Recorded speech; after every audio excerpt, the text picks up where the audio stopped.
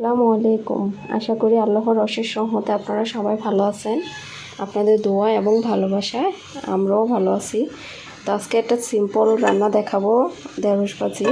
আমার আগে সব কিছু রান্না শেষ, শুধু ঢেঁড়স ভাজিটা বাদ আছে আর ভাত। তো আমি ঢেঁড়স ভাজি কীভাবে করি সিম্পল ওয়েতে সেটাই আপনাদের মাঝে শেয়ার করব। তো প্রথমে আমি একটা ফ্রাই প্যান বসিয়ে দিলাম। এখন আমি ফ্রাই প্যানে দিয়ে দেবো পরিমাণ মতো সরিষার তেল। তো আমার তেলটা গরম হয়ে গেছে।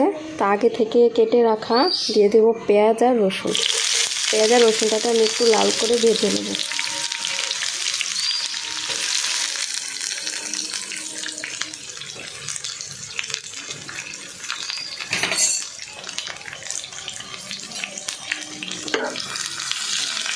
কাঁচামরিচ আমি ভাজায় দেবো না, কাঁচামরিচের খালি করে আমি ঢেঁড়সের সাথে রেখে দিয়েছি।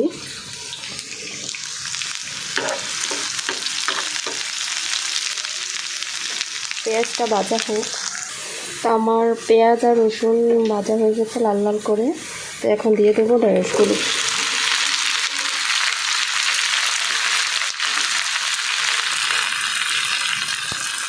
কার কাছে ঢেঁড়স ভাজি ভালো লাগে কমেন্টে জানাবেন। আমার তো অনেক পছন্দ ঢেঁড়স ভাজি, ঢেঁড়স ভর্তা।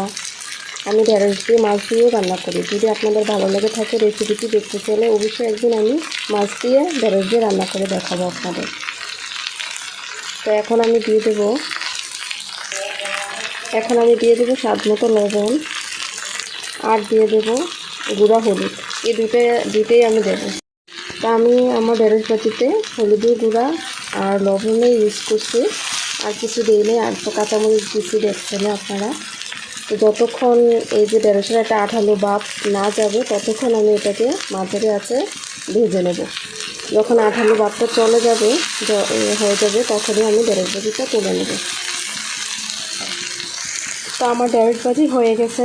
এই যে দেখেন ঢেঁড়সের আঠালো ভাবটা চলে গেছে আর ঢেঁড়সটা আমার সিদ্ধ হয়ে গেছে।